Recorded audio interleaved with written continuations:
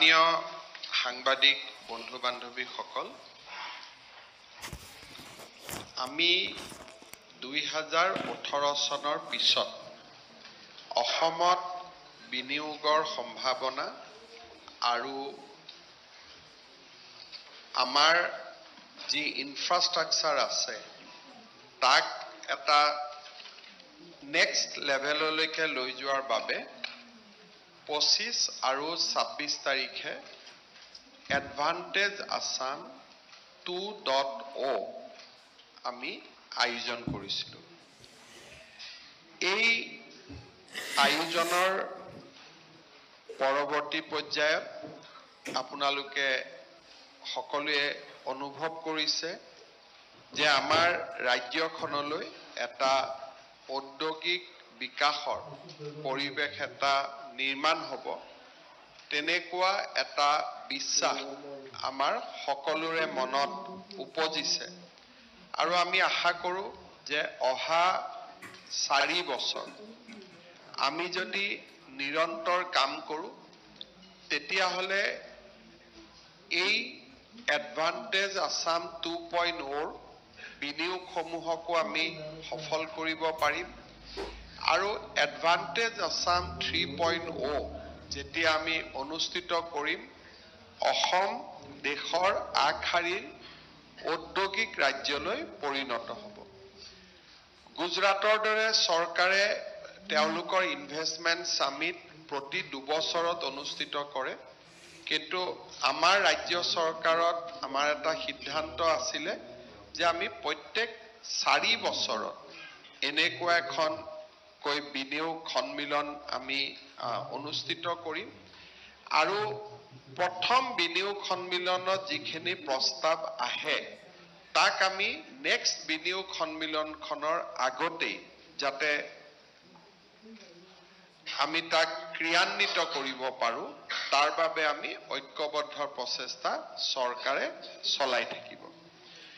মই প্ৰথমেই এডভান্টেজ আসাম 2.0 আৰু ঝুমুৰ নৃত্য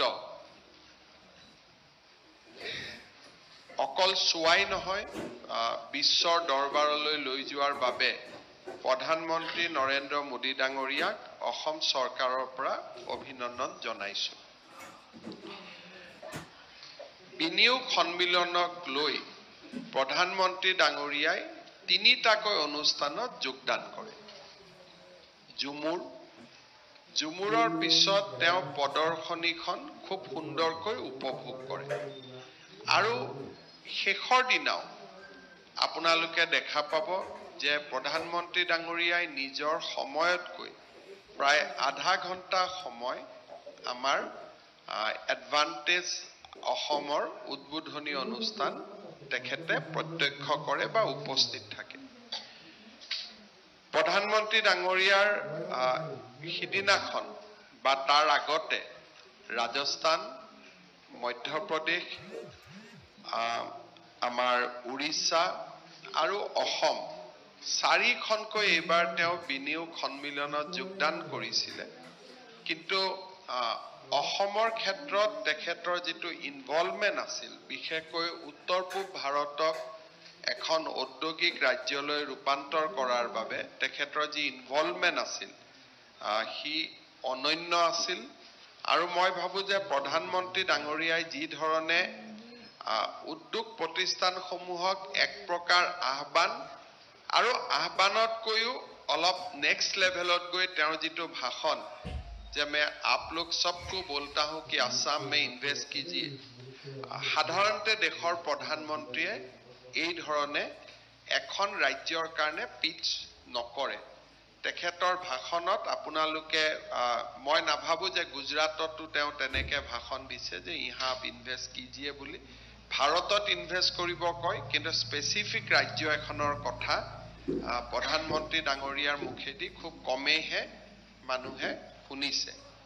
গতিকে এইবিলাকে মানুহৰ মনত এটা প্ৰচণ্ড আত্মবিশ্বাসৰ সৃষ্টি কৰিছে, বিনিয়োগকাৰীসকলৰ মাজতো আত্মবিশ্বাসৰ সৃষ্টি কৰিছে। মই প্ৰধানমন্ত্ৰী ডাঙৰীয়াক অভিনন্দন জনাইছোঁ। ইয়াৰ উপৰিও গোটেই বিনিয়োগ সন্মিলনখন সফল কৰাত আমাৰ মিনিষ্ট্ৰি অফ এক্সটাৰ্নেল এফেয়াৰ্ছে এইবাৰ এটা বিশেষ গুৰুত্বপূৰ্ণ ভূমিকা পালন কৰিলে। হেড অফ মিছনছ এম্বেছাডৰ সকলক দেশৰ বৈদেশিক পৰিক্ৰমা মন্ত্ৰীয়ে নিজে লিড কৰি এটা ডেলিগেশ্যন হিচাপে অহা, মই ভাবো যে আমাৰ দেশৰ বুৰঞ্জীত এইটোৱে প্ৰথম। জয়শংকৰ ডাঙৰীয়াই ব্যক্তিগতভাৱে ইয়াত অহা নাছিল, হি কেম ইন এ ডেলিগেশ্যন। তেওঁ ডেলিগেশ্যনৰ লগত আহিছে, ডেলিগেশ্যনৰ লগতে তেওঁ উভতি গৈছে। And he spend 2 nights and 3 days। এইটো এটা আমাৰ সামিটখনৰ এটা খুব অনন্য এটা দৃশ্যপট আছিলে।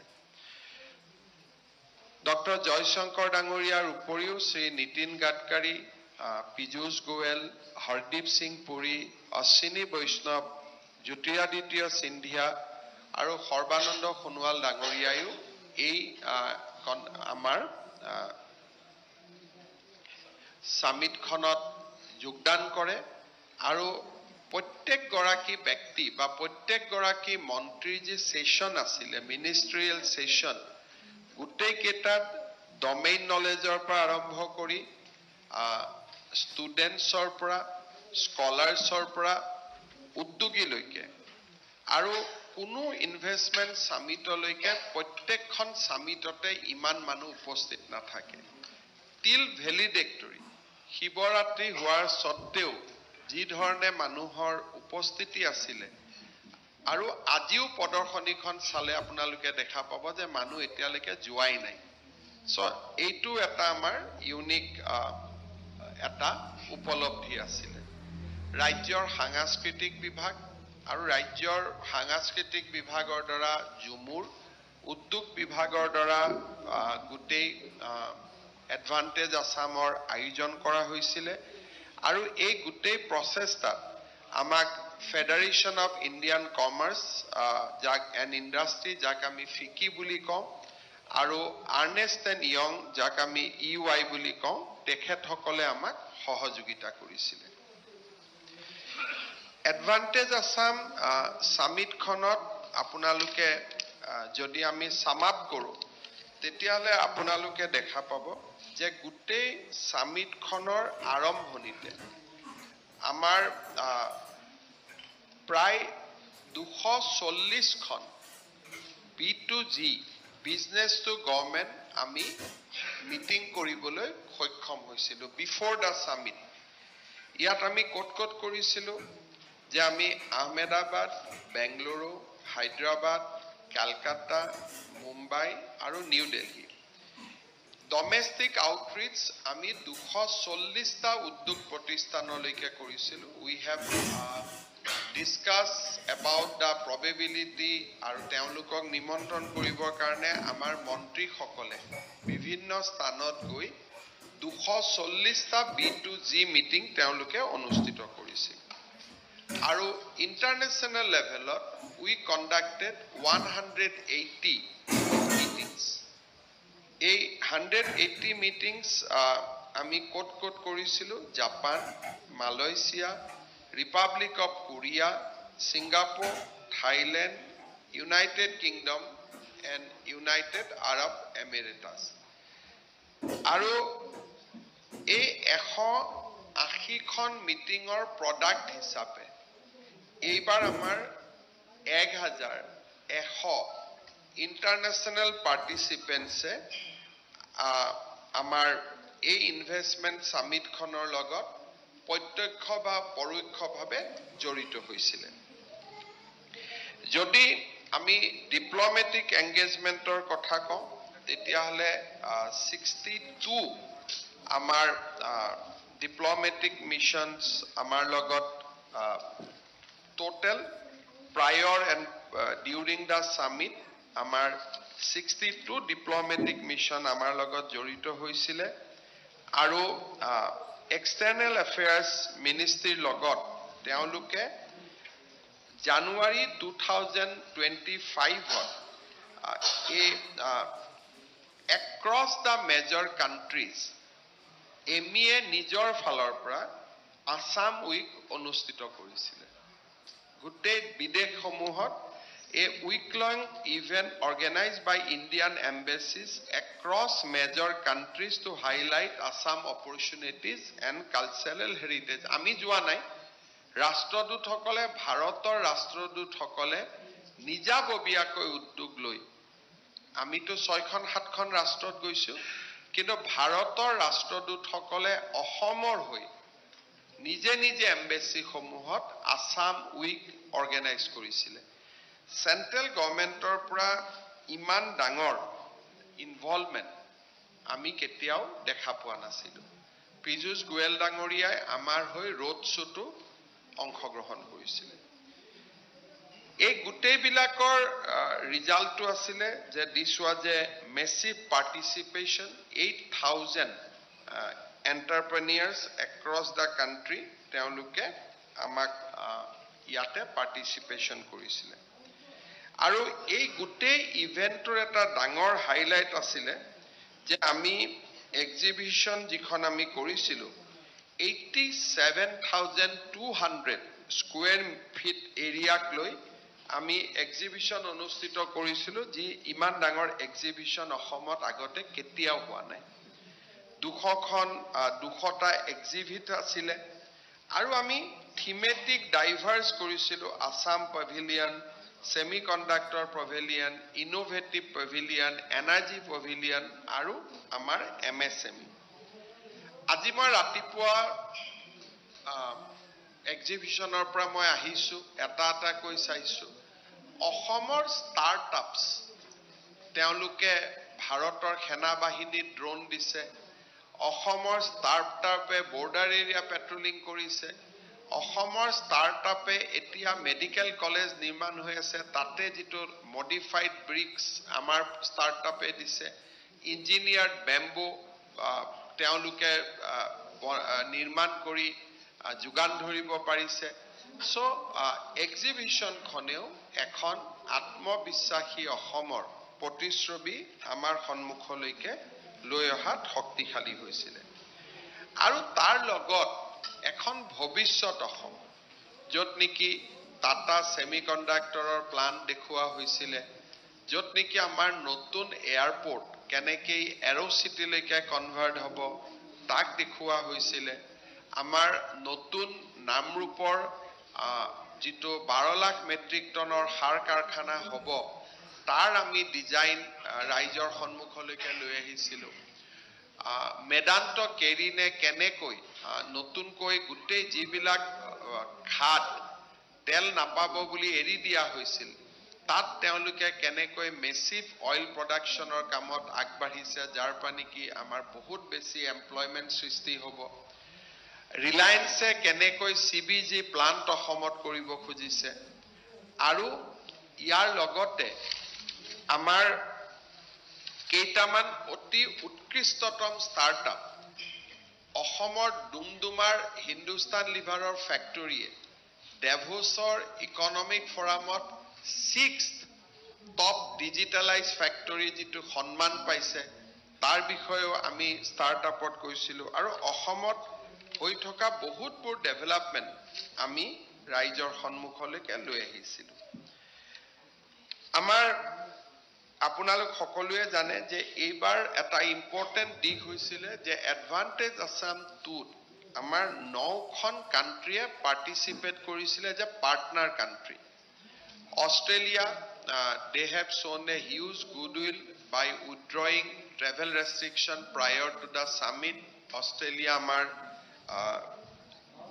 পাৰ্টনাৰ কান্ট্ৰি আছিলে ভুটান আমাৰ পাৰ্টনাৰ কান্ট্ৰি আছিলে জাৰ্মানি আমাৰ পাৰ্টনাৰ কান্ট্ৰি আছিলে ইন্দোনেশিয়া আমাৰ পাৰ্টনাৰ কান্ট্ৰি আছিলে জাপান আমাৰ পাৰ্টনাৰ কান্ট্ৰি আছিলে মালয়েশিয়া আমাৰ পাৰ্টনাৰ কান্ট্ৰি আছিলে সিঙ্গাপুৰ পাৰ্টনাৰ কান্ট্ৰি আছিলে থাইল্যান্ড পাৰ্টনাৰ কান্ট্ৰি আছিলে আৰু ইউনাইটেড কিংডম আমাৰ পার্টনার কান্ট্রি আছিলে Apart from this, European Union has also shown keen interest. Amar self-help group hokolor logot teonluke ekeloge sustainable products nirmanor khetrot European Union has also shown keen interest.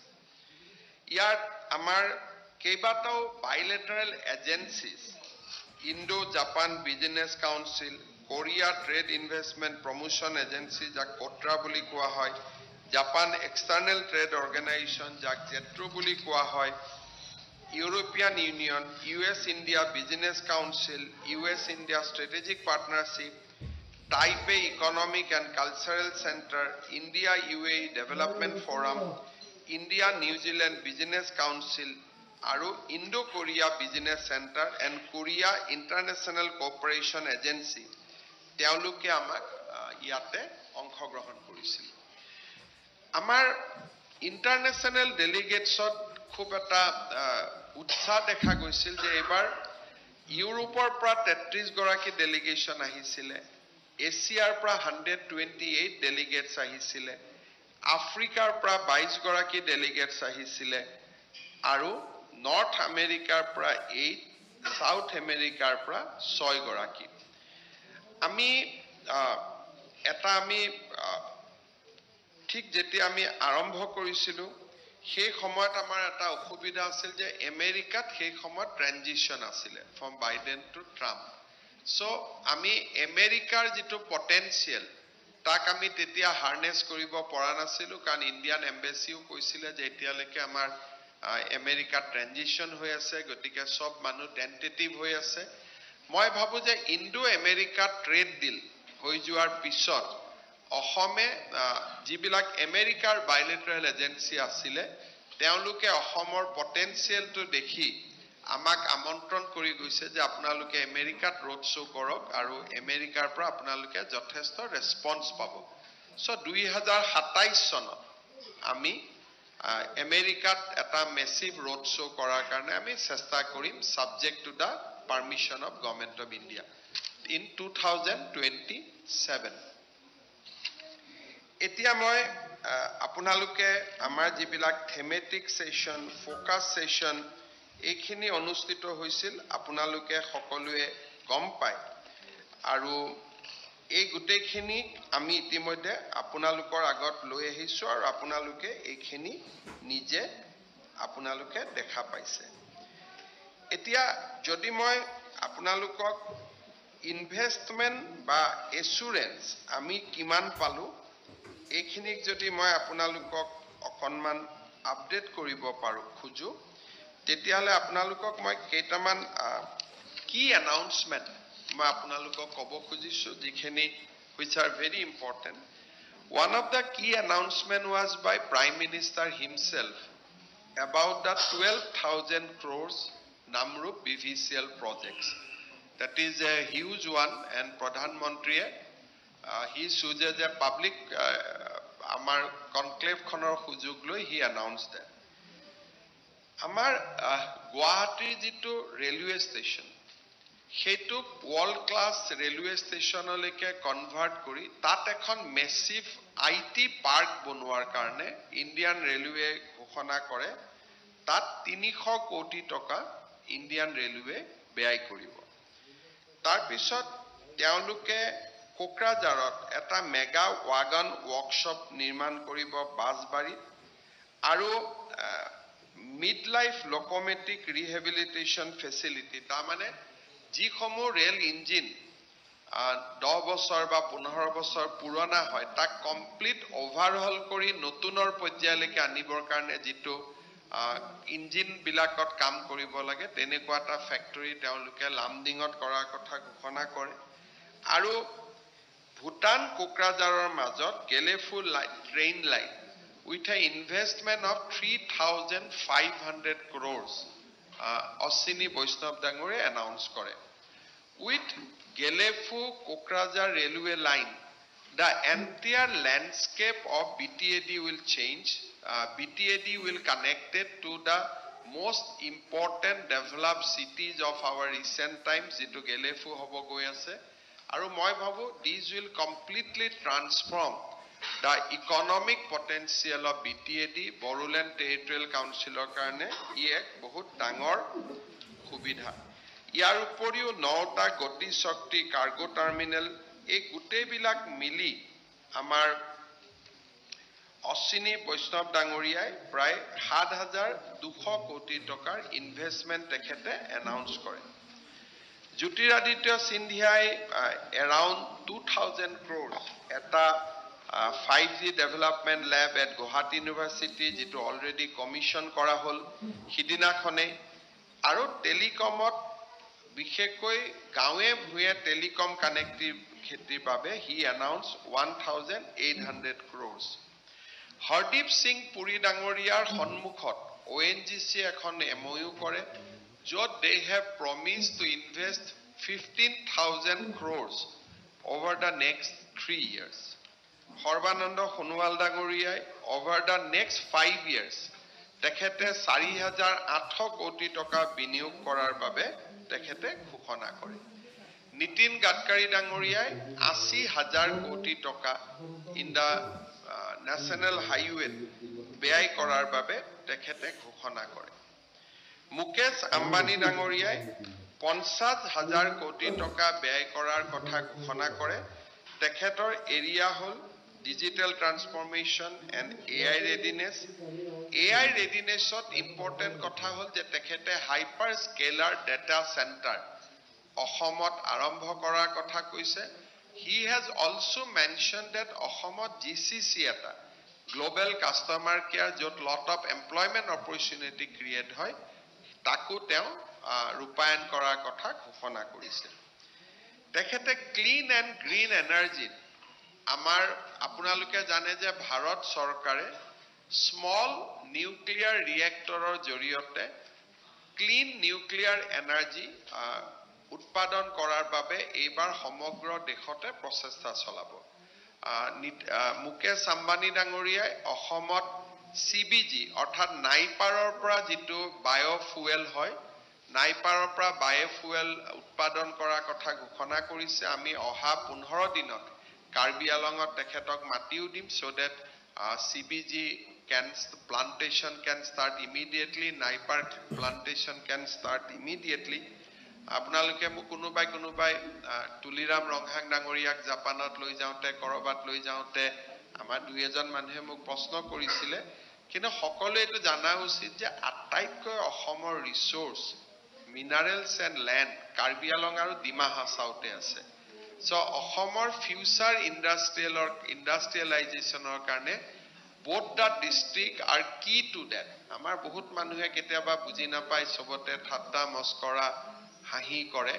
কিন্তু এতিয়াও যে আমি CBGৰ কাৰণে মাটি দিম আমি মাটি কাৰ্বি আলঙতে আম্বানিক দিব লাগিব বেলেগ কোনো জায়গাত CBGৰ অনুকূল মাটি নাপাওৱে তাৰ পিছত food and consumer market he shown a very keen interest to establish a food park in Assam কেম্পাকোলা তেওঁলোকে বনাই নাও তেওঁলোকে FNGG মাৰ্কেটত আহিছে তেওঁলোকে আজিকালি সকলো ফুড কৰে অসমৰ পাইনাপল অসমৰ জিঞ্জাৰ অসমৰ গুটেই প্ৰডাক্ট বিলাকক লৈ Reliance has shown a very keen interest to invest in a food park secondly তেখেতে আমাৰ গুৱাহাটীত এখন 7-star অবেৰয় হোটেলো নিৰ্মাণ কৰাৰ কথা ঘোষণা কৰিছে philanthropic initiation হিচাপে তেখেতে শুৱালকুছি সিল্ক আমাৰ যেটো আসাম সিল্ক শুৱালকুছিত নিৰ্মাণ হয় ৰিলায়েন্স ফাউণ্ডেশ্যনে শুৱালকুছিৰ খুটা বা শুৱালকুছিৰ প্ৰডাক্টক বিশ্বৰ দৰবাৰত লৈ যোৱাৰ কাৰণে এটা it is not a investment তেওঁলোকে তাত কোনো ব্যৱসায়িক বিনিয়োগ নকৰে সামাজিক সেৱা হিচাপে বিভিন্ন জায়গাত এক্সিবিশন বিভিন্ন জায়গাত ৰিটেল ষ্টপ আদি লগোৱা ইয়াত there is no business in that as a philanthropic contribution হিচাপে তেখেতসকলে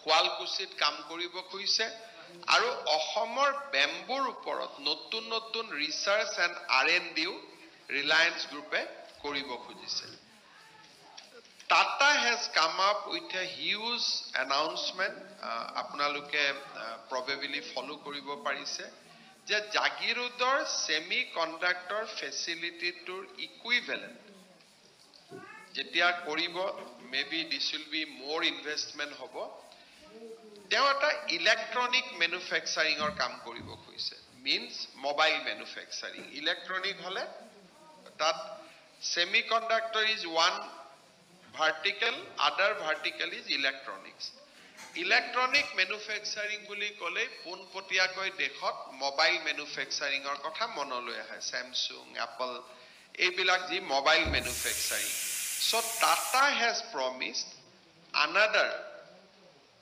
electronic factory in Assam with similar investment 30,000 crores. Yar uporiu Tata Power, Indian Hotel, another 30,000 crores or teonloke amar logot MOU kore. Yat solar production or pra nuclear power plant or pra solar power plant or pra solar equipment installation or pra house roof solar loike they have a basket of 30,000 crores teoloke announce kore aru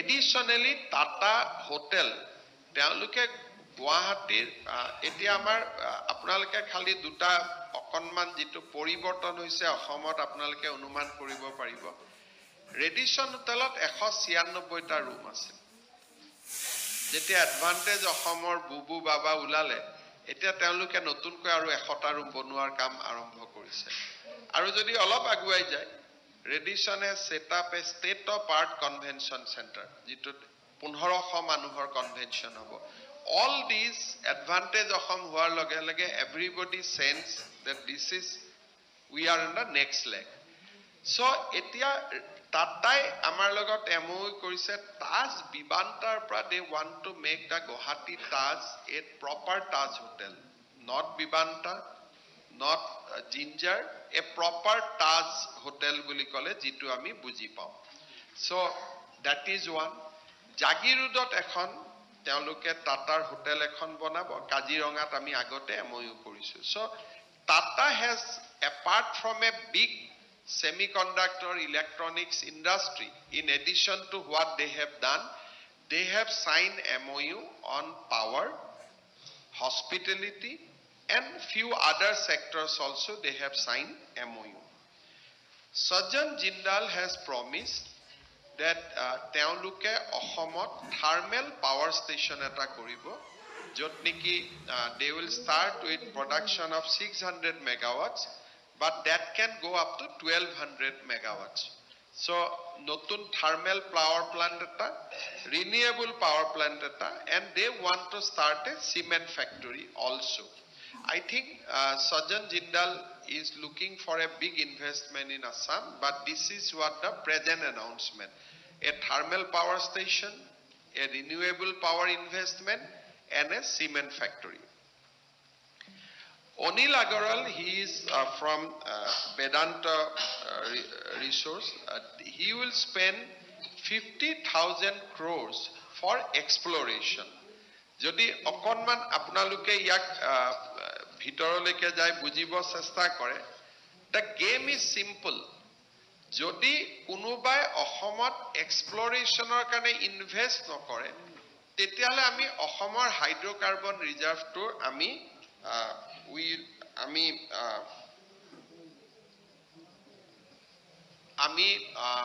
unlock koribo noaro oil ba ONGC eta dangor kotha je teuluke jodi investment toka kharos kore aru tel jodi napai they are answerable to the CAG Bharat Sarkar Lokosabha teuluko khudibo je apnaluke to rig korile seismic korile you spend so much money but your discovery is less jodi discovery nohoy they will be accountable hekarne oil ba ONGC jetialeke predictability to nahe je ami yat nishchito bhabe pam tetialeke teuluke invest koribo karne obviously okhubidha pai kintu eibar advantage Asom aru state government or jikheni policy dekha pale je conversion allow immediate permission a gute bilakor kane this time Oil India Limited has become bullish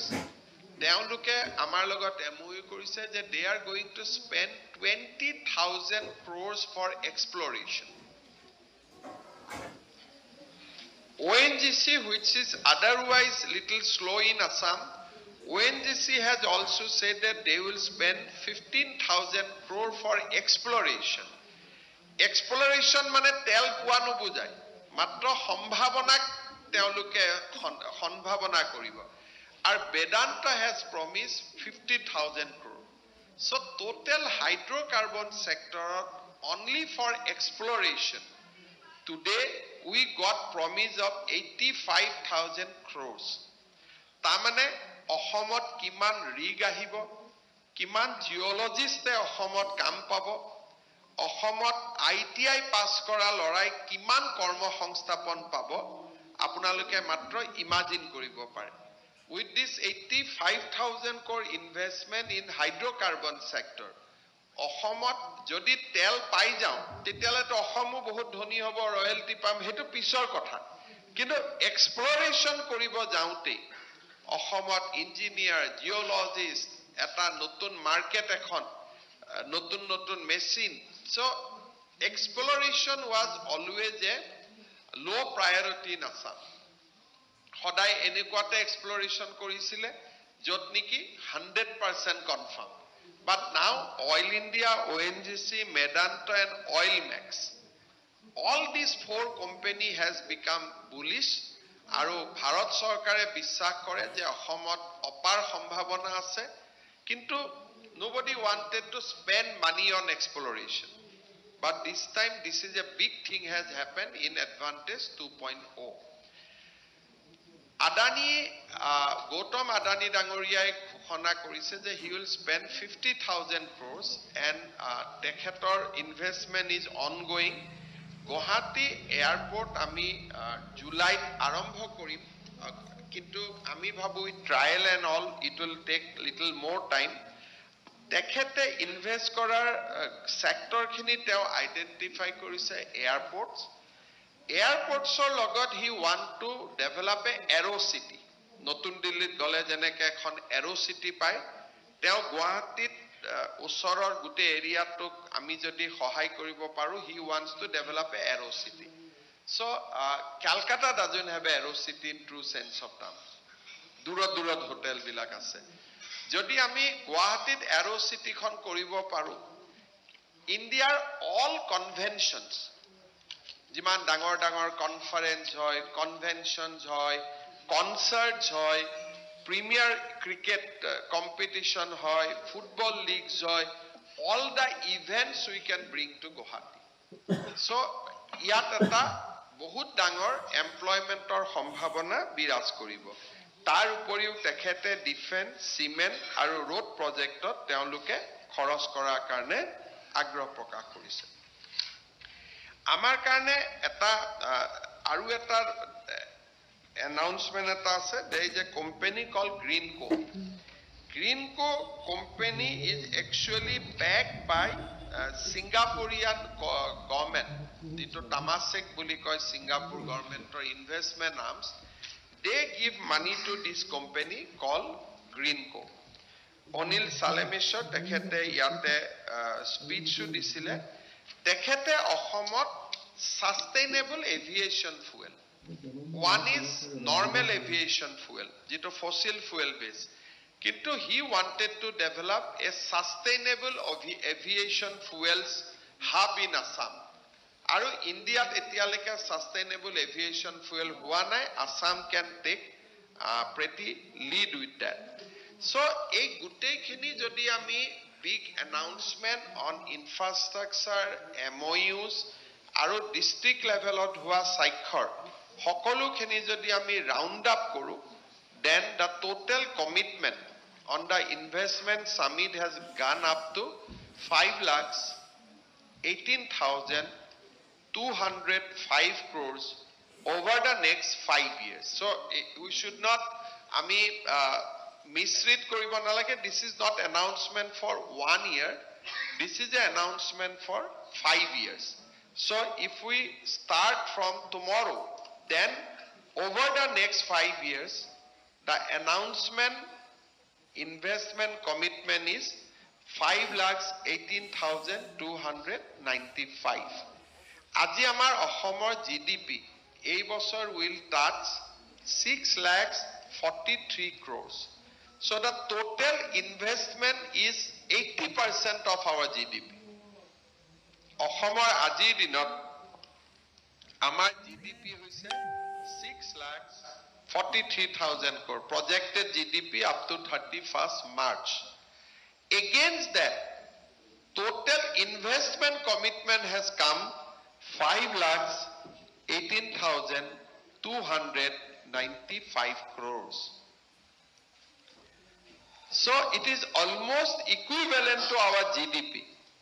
Baki jodi apnaloke baki dekh bilakot sai aji amar Maharashtra the GDP is 30 lakhs crore maybe they are on that range. Kintu amar yate investment jodi 7 lakh koti hai, it is a 20% of the GDP. But ami jitu yat investment commitment paisu, it is 80% of the GDP. Etia why Assam ami kihor kane ei development to hoi ase. Aji moi samanyo kotha keta mane koisu je Arunachalot Bharat Sarkare 6টা power project banai ase. এই 6টা power projector karone gutte cement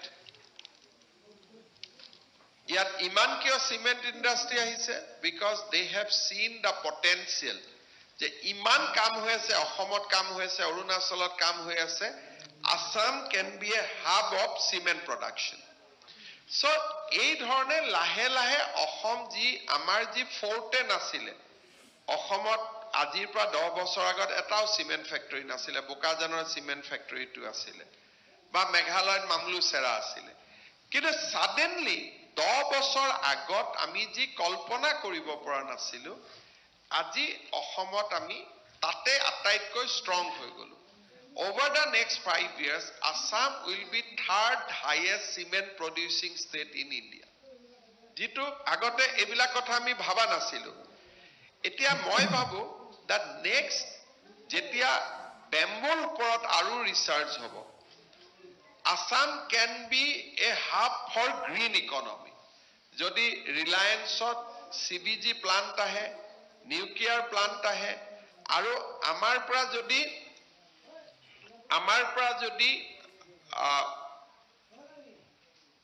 bamboo jodi ami properly process koribo paru tetia hale we have hydrocarbon we have tea we have cement and the next big thing can be the green economy. So and this MOU clearly reflect a movement towards a green economy in Assam. Sustainable aviation fuel, bamboo refinery, bamboo engineering, jiman ami MOUs dekhisu. Clearly the investor in the country has sensed that Assam can be a hub for green economy in the days to come. So personally I am very satisfied on oil sector. Kan aji ami mahot we get only 300 crores as a royalty. Urissaru imane royalty asil. But ebar koilak teoluke massive exploration korar loge loge today against Assam plan and amar revenue amar jito Ahomor revenue 37,000 koti tar poriborte Orissa revenue has now shot up both tax and non-tax to 1,10,000 crore. But moi jetia 2003 GST meeting attend koribo goisilu VAT or meeting attend koribo goisilu mur aru Orissar VAT collection was almost same. He khomoya. So from 2003 to 2025, Orissa has become 3 times of Assam. Primarily, they have done massive investment in coal exploration and iron ore exploration. This time, Ahomor telor potential ba gasor potential jito unlock korar karne iman almost 85,000 crores or jitu amar usot project aise. If we can do that with proper policy parameter, আমাৰ যদি সকলোৱে মিলিজুলি আমি কাম কৰিব পাৰো, then next 5 years Assam GDP will become double. Aramot, the way we are growing. Today we are growing at 12 to 13%, but we can grow at 20%.